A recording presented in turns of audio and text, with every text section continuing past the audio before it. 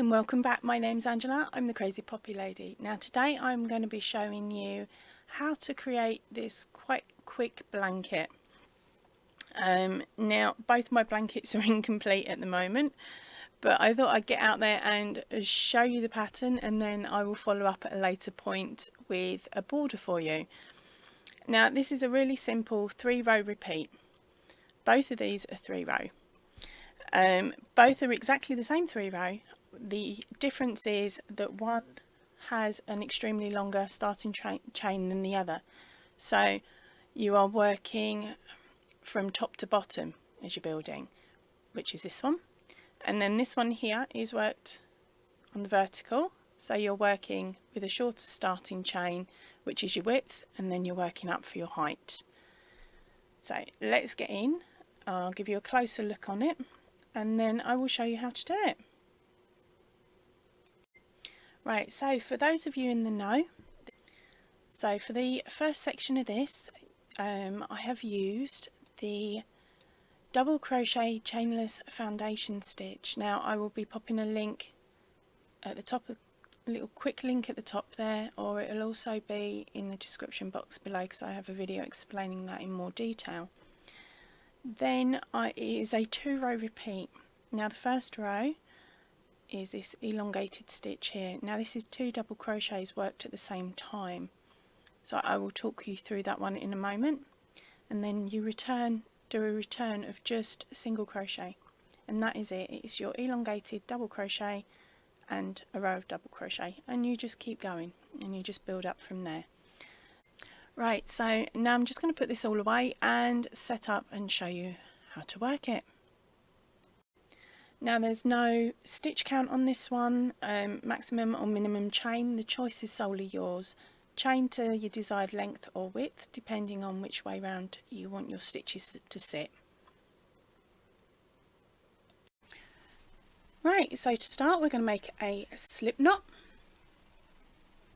Pop that on your hook. Now you're going to chain up 4.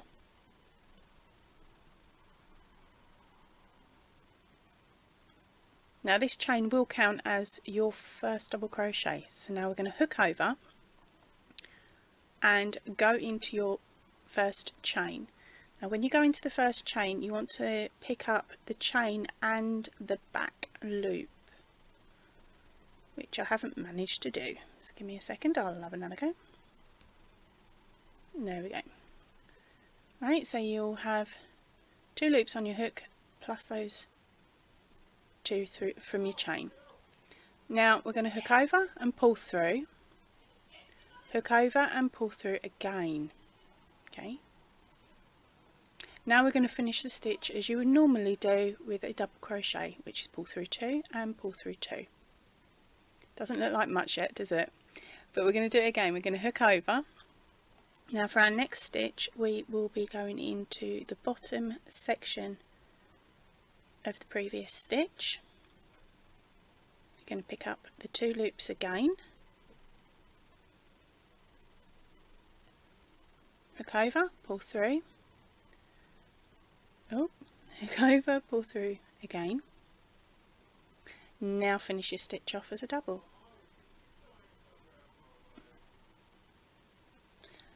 Now we're going to do the next stitch, which is a hook over and go through, hook over, pull through 1, hook over, pull through 2, hook over, pull through 2, and you're literally just going to repeat that whole process until you have enough stitches.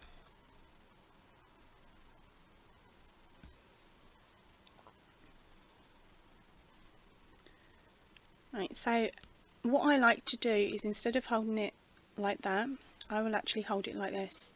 So then I can look to the side and you will see the V from your previous stitch, so you can easily see it, hook into it and pull it up. Right, so little tip number 1, when you're doing your first little chain there, which is your chain 1 equivalent, make sure it's kept loose. That way you won't have the pull that I've got here. And for tip number 2, when you're working, instead of working that way along, tilt it to the side. That way you will be able to easily pick up the V that magically appears at the bottom, and that way you'll know that's where your first part of the stitch is. I'm going to be swapping my colours between rows so it makes it easier for you to view. Now I'm only going to be doing a small swatch of the stitch, but hopefully that will give you enough ideas and so that you're able to run with the stitch for the entire row. So if you are changing colours at the end of rows like I will be doing, you complete your last stitch 2/3 of the way, then pick up your new colour. I like to add a slip knot, just gives me a bit more security with it, and then complete the last pull through with that colour. Right, so for your second row, sorry I didn't mean to drop it there, for your second row you're going to chain up 4 and then turn your work. Now we're going to hook over, and in your second chain from the base, pop your hook in just the one stitch and pull up a loop. So you'll have 3 on your hook. Then we're going to hook over again. We're going to go in to the top of your double crochet from the previous round and pull through a loop. So at this point you will have 5 loops on your hook. Now we're going to hook over and we are going to pull through 2 loops at a time. So let's pull through your first 2, hook over, pull through your second set of 2, hook over, pull through 2, hook over, pull through 2. That's your stitch complete. So we'll do that again for you. It's hook over, and if you look, you'll have a side bump. Oh, sorry. Right, you have this little side bump. Now we are going to go into that side bump from the top and down. Then you're going to hook over and pull a loop through. So you've got 3 loops on your hook. Now we're going to hook over again, and we are going to place our hook into the top of the double crochet from the row before and pull up a loop. Hook over, pull through 2, hook over, pull through 2, hook over, pull through 2, hook over, pull through 2. Now as you work on this you will find that it's easier to recognise this little centre bump here. So we'll go again. So it's a hook over, in through the bump, hook over and pull through, hook over again, into the bottom double crochet stitch, pull up a loop. Now we're going to hook over and we're going to pull through 2, keep hooking over and keep pulling through 2 until you get to the end. One more time.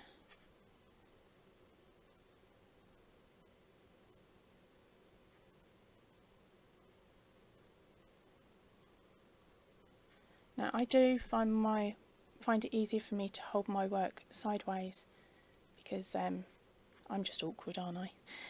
But it also means that you get this line that comes up, so you can easily spot it as you're doing your hook over, to be able to then pick that loop up very simply.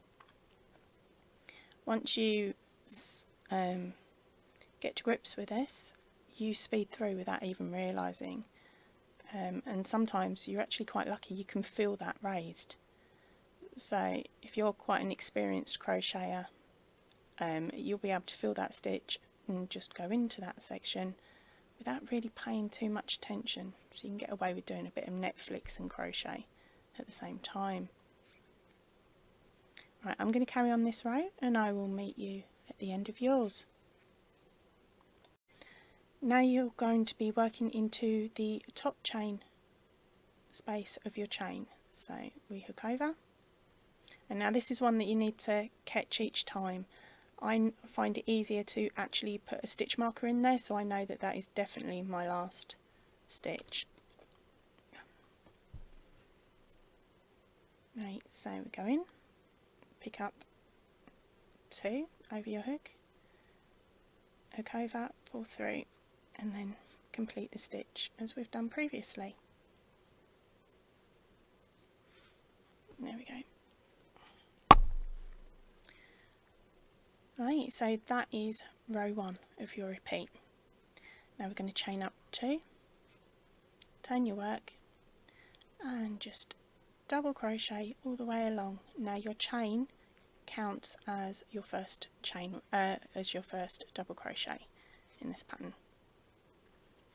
Okay, I will meet you at the other end. Right, so I'm back with you for that last little section.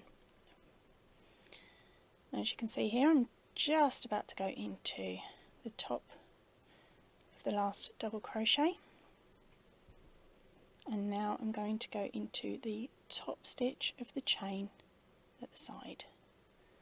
Now again, we've got to pick up 2 stitches over your hook, hook over and pull through. And there we go, that is the end of your row repeat. So let's have another go at that. It is, sorry, I've just got to get comfy again. 1, 2, chain up 4, turn your work into the second stitch from the bottom,